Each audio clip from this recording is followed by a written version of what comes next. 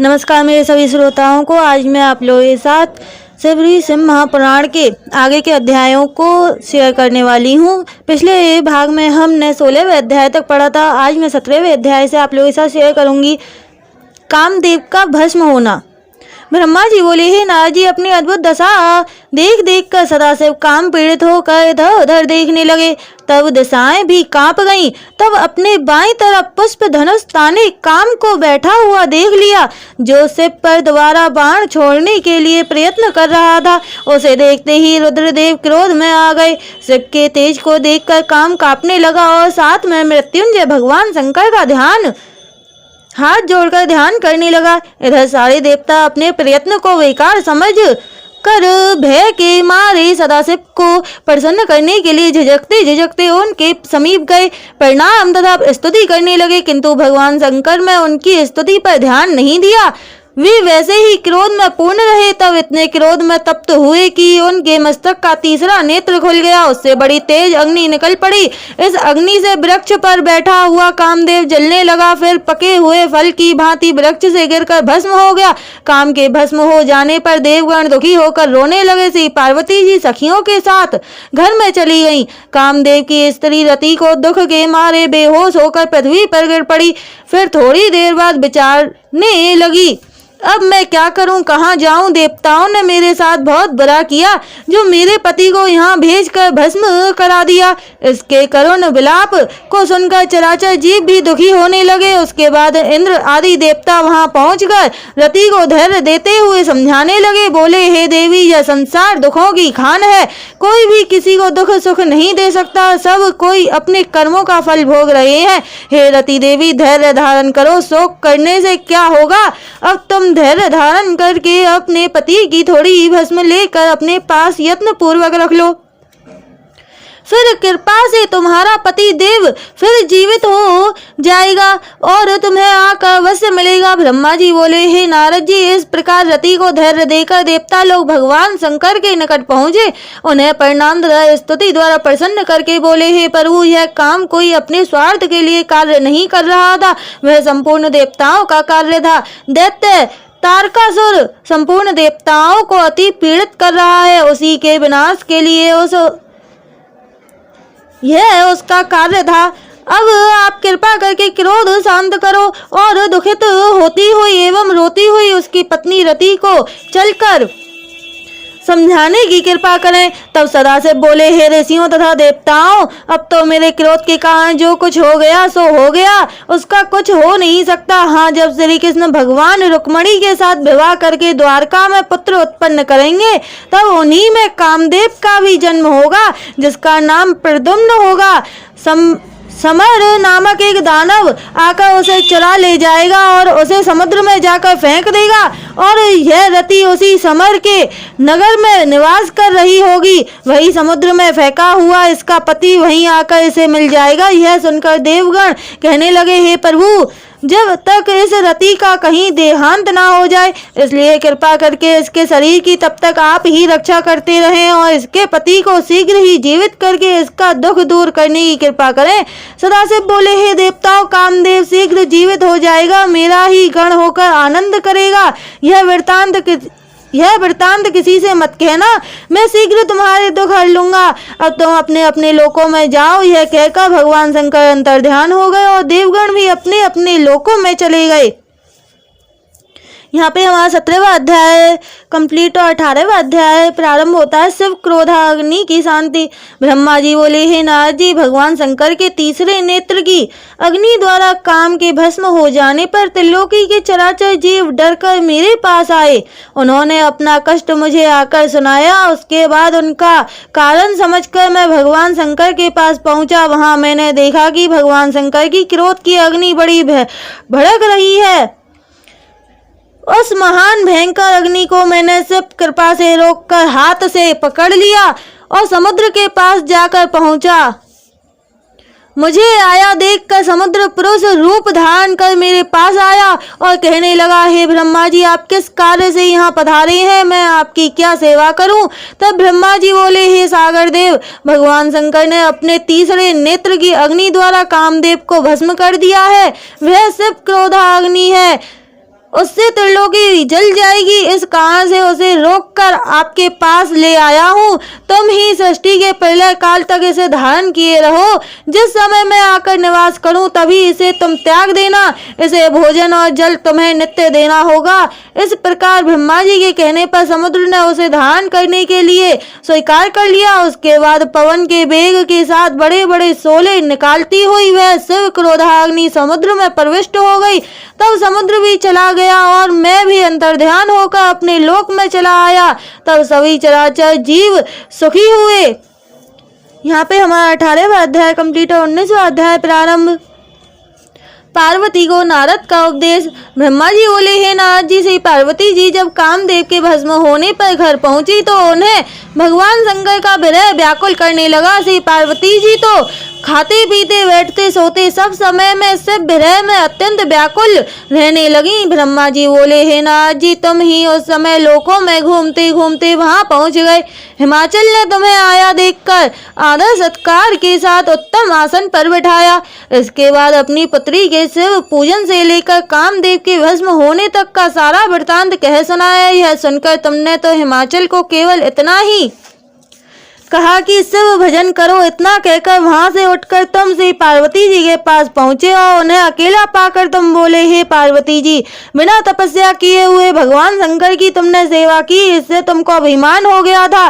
तुम्हारे उसी अभिमान को तोड़ने के लिए ही सदाशिव ने ऐसा किया है। अब तुम उनकी प्राप्ति के लिए बहुत समय तक तप एवं आराधना करो, जिससे प्रसन्न होकर सदाशिव तुम्हें स्वीकार करें। इतना सुनकर श्री पार्वती जी बोली, हे मुनिराज, आप परोपकार परायण हो, कृपा कर शिव आराधन के लिए मुझे मंत्र प्रदान करें, क्योंकि गुरु की दीक्षा के बिना कोई कार्य सिद्ध नहीं होता। तब हे नारद जी, तुमने कहा कि हे देवी, मैं तुम्हें पंचाक्षर मंत्र कहता हूँ, उसका जप करो। वह मंत्र यह है, ओम नमः शिवाय। यह मंत्र सब मंत्रों का राजा है और सर्व कामनाओं को पूर्ण करने वाला है। इसे विधि पूर्वक जपने से तुमको साक्षात शिव के दर्शन होंगे। तुम इसके जपने में नियमों का पालन अवश्य करना, इस प्रकार सदा से प्रसन्न हो जाएंगे। यहाँ पे हमारा 19वां अध्याय कंप्लीट और 20वां अध्याय प्रारंभ। श्री पार्वती जी की तपस्या। ब्रह्मा जी बोले, हे नारद जी, शिव जी तपस्या द्वारा प्रसन्न होते हैं। इस प्रकार का निश्चय करके श्री पार्वती जी अपने माता पिता से बोली, पिताजी, मैं जाप करना चाहती हूँ। तप के द्वारा ही शरीर स्वरूप जन्म एवं वंश आदि की सफलता होगी। इसके बिना आप कोई और उपाय नहीं है, इसलिए आप कृपया मुझे तप करने के लिए आज्ञा दे दें। यह सुनकर हिमाचल बोले, हे पुत्री, मुझे तो तुम्हारा विचार बहुत अच्छा प्रतीत होता है। तुम अपनी माता से भी जाकर पूछ लो, यदि वह आज्ञा दे दें तो बहुत ही उत्तम होगा। यह सुनकर पार्वती मैना माता से पूछने लगी, हे माता जी, आपकी अति कृपा होगी, आप मुझे तप करने की आज्ञा दे दें। मैं कल प्रातः काल होते ही वन में तप करने के लिए चली जाऊं। यह सुनकर मैना अति दुखित होकर बोली, हे पुत्री, तुम घर में ही तपस्या करो, बन जाने की क्या आवश्यकता है। इस प्रकार का हट अच्छा नहीं। स्त्रियों का शरीर बन के योग्य नहीं, कोमल होता है। तप करने में वन में अनेकों दुख होते हैं। इस प्रकार की अनेकों बातें कहकर मैना ने उमा देवी को वन में जाने से रोका। तब तो उमा देवी अत्यंत दुखित हो गईं। उसे इस प्रकार दुख एवं कलेश में देखकर अंत में मैना ने श्री उमा देवी जी को तप करने की आज्ञा दे दी। तब उमा देवी अत्यंत आनंद को पाकर अपने माता पिता तथा सखी सहेली सब को यथोचित प्रणाम आदि करके उनसे आशीर्वाद पाकर तप करने के लिए चल पड़ी। कुछ दूर पर जाकर उन्होंने वस्त्र आभूषण आदि उतार दिए, बलकल मृग चर्म आदि धारण कर उसी स्थान पर पहुंची जहां से श्री गंगा जी प्रकट हुई और कामदेव भस्म हुए थे। जहां सदाशिव ने तप किया था, वहां की पृथ्वी को शुद्ध करके वेदी बनाकर अपनी इंद्रियों को बस में करके मन को एकाग्र कर कठिन तपस्या करना आरंभ कर दिया। गर्मी के दिनों में अपने चारों ओर अग्नि जलाकर बीच में बैठकर मंत्र जपती, वर्षा का कष्ट सह सहकर शीत काल में शीतल जल में बैठकर मंत्र जपती, खाना पीना वायु आदि का सब विचार छोड़ दिया। सब मनोरथों के पूर्ण करने वाले भगवान शंकर के ध्यान में मग्न होकर मंत्र जपने लगी। ब्रह्मा जी ने कहा, हे नारद जी, इस प्रकार कठोर तपस्या करते करते श्री उमा देवी को 3000 वर्ष व्यतीत हो गए। उन्होंने शीत वर्षा आदि अनेकों कष्ट सहे। इस प्रकार से उमा देवी के कठोर तप को देखकर आश्चर्य में पड़े हुए सभी देवराज उनके दर्शन के लिए आए। इस प्रकार का कठोर तप आज तक तो किसी ने नहीं किया। यहाँ पे हमारा 20वां अध्याय कंप्लीट और 21वां अध्याय प्रारंभ। उमा के कठिन तप को देखकर देवताओं का शिव जी के पास जाना। ब्रह्मा जी बोले, हे नारद जी, से पार्वती जी के तप द्वारा त्रिलोकी तप उठी। देवता, दानव, ऋषि, मुनि, यक्ष, गंधर्व, सिद्ध, साध्य, विद्याधर आदि सभी व्याकुल होकर इंद्र आदि लोकपालों को साथ लेकर ब्रह्मा जी के शरण में पहुंचे और कहने लगे, हे ब्रह्मा जी, आपका बनाया यह चराचर ब्रह्मांड कितना संतप्त हो रहा है। उससे दुखित होकर हम सब आपकी शरण में आए हैं। क्या कारण है, ब्रह्मांड क्यों तप रहा है? तब ब्रह्मा जी बोले, हे नारद जी, इस प्रकार उनके कहने पर मैं ध्यान द्वारा श्री उमा देवी जी की तपस्या को जान गया। फिर विष्णु जी को सुनाने के लिए हम सब मिलकर क्षीर सागर पहुँचे। वहाँ सुंदर आसन पर विराजमान विष्णु भगवान का दर्शन करके सबने उन्हें प्रणाम किया और बोले, हे विष्णु भगवान, इस समय से पार्वती जी भगवान शंकर की प्राप्ति के लिए कठोर तप कर रही हैं। उसी तप द्वारा त्रिलोकी तप्त हो रही है। हम भी अतीव दुखित होकर आपकी शरण में आए हैं, आप ही रक्षा करें। विष्णु जी बोले, हे देवताओं, आप लोगों का कष्ट मैंने जान लिया। अब हम सबको मिलकर भगवान शंकर की शरण में जाना चाहिए। वहां चलकर उनसे प्रार्थना करें कि वे जगत माता पार्वती जी के तप द्वारा प्रसन्न होकर उन्हें इच्छित वर दे दें और उनके साथ विवाह करके हम लोगों का कष्ट निवारण करें। भगवान विष्णु जी के साथ कथन को सुनकर डरकर देवता बोले, भगवान, हम तो भूलकर भी भगवान शंकर के पास नहीं जाएंगे, क्योंकि उनका क्रोध हमसे नहीं सहा जा सकता। कामदेव को उन्होंने भस्म कर डाला, कहीं हम लोगों को भस्म न कर डालें। हे नारद जी, इस प्रकार भयभीत देवताओं के वचन सुनकर भगवान विष्णु जी उनको समझाते हुए बोले, हे देवताओं, भय मत करो। भगवान शंकर परम दयालु हैं, वे तुम्हें जलाएंगे नहीं। मेरे वचनों पर विश्वास करो, वे तो हमारे एवं आप सबके स्वामी हैं। अब शीघ्र ही उनकी शरण में पहुंचो, वे हमारी अवश्य ही रक्षा करेंगे। ब्रह्मा जी बोले, हे विष्णु भगवान जी के वचन सुनकर सभी देवता भगवान शंकर के दर्शन के निमित्त चल पड़े। उससे प्रथम तप में मग्न श्री पार्वती जी के दर्शन एवं उनकी प्रशंसा करते हुए फिर श्री शंकर जी भगवान के निवास स्थान पर पहुंचे। दूर से ही भगवान शंकर के दर्शन करके भयभीत देवताओं ने पहले नारद जी को उनके पास भेजा। नारद जी तो निर्भय होकर शंकर जी के पास चले गए और वहां उन्हें परम आनंद में विराजमान देखकर देवताओं को बुलाने के लिए लौट आए। फिर जब देवताओं को साथ लेकर भगवान महादेव जी के पास पहुंचे जाकर शिव जी को प्रसन्न किया। फिर उन्हें आनंद के साथ अपने आसन पर विराजमान देखकर विष्णु भगवान आदि देवता उनके चरणों में बारंबार प्रणाम करने लगे। यहाँ पे हमारा 21वां अध्याय कंप्लीट और 22वां अध्याय प्रारंभ। श्री शंकर जी की स्वीकृति। भगवान शंकर का दर्शन पाकर देवता बोले, हे भगवान रुद्र, हम लोग आपकी शरण में आए हैं, आप हमारी रक्षा करें। तब अत्यंत डरे हुए देवताओं को देखकर शिव जी बोले, हे विष्णु जी, हे ब्रह्मा जी एवं सब देवताओं, आप सबका यहाँ आने का क्या कारण है? तब शिव वचनों को सुनकर सारे देवता से विष्णु जी की तरफ देखने लग गए। ब्रह्मा जी बोले, हे नारद जी। तब विष्णु जी कहने लगे, हे भगवान शंकर, तारकासुर दानव ने हम सबको अतीव दुखित कर दिया है। उसने तो हमें अपने अपने स्थानों से भी बाहर निकाल दिया है। हे स्वामिन, उसकी मृत्यु आपके ही पुत्र द्वारा होगी, अतः आप गिरिजा के साथ शीघ्र विवाह करें, जिससे हमारे संकट नष्ट हो। तब भगवान शंकर कहने लगे, हे देवताओं, यदि मैं रूपवती गिरिजा के साथ विवाह कर लूं तो सबके सब देवता मुनि आदि कामी हो जाएंगे। वह सुंदरी स्वयमेव ही कामदेव को जीवित कर देगी। मैंने पहले कामदेव को सब कार्यों की सिद्धि के लिए भस्म कर दिया है, अब मुझे विवाह करने के लिए बाध्य मत करो। इतना कहकर भगवान शंकर ध्यान में स्थित होकर अपने ही ब्रह्म रूप आत्मचिंतन में लग गए। तब शिव जी को इस प्रकार ध्यान अवस्था में देखकर फिर नंदीश्वर से विष्णु आदि सब देवता कहने लगे, हे नंदीश्वर जी, हम अब क्या करें?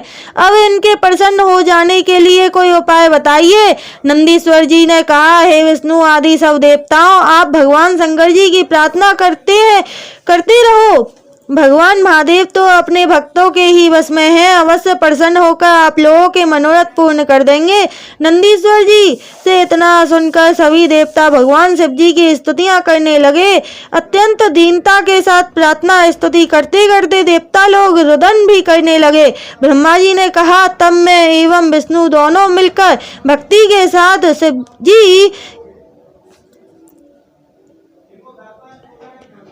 शिव जी की ध्यान द्वारा प्रार्थना करने लगे। तब भगवान शंकर की समाधि खुली और हमारी ओर प्रेम के साथ देखकर बोले, हे देवतागण, तुम लोग मिलकर यहाँ क्यों आए हो? मुझसे कह दो, तुम्हें क्या चाहिए?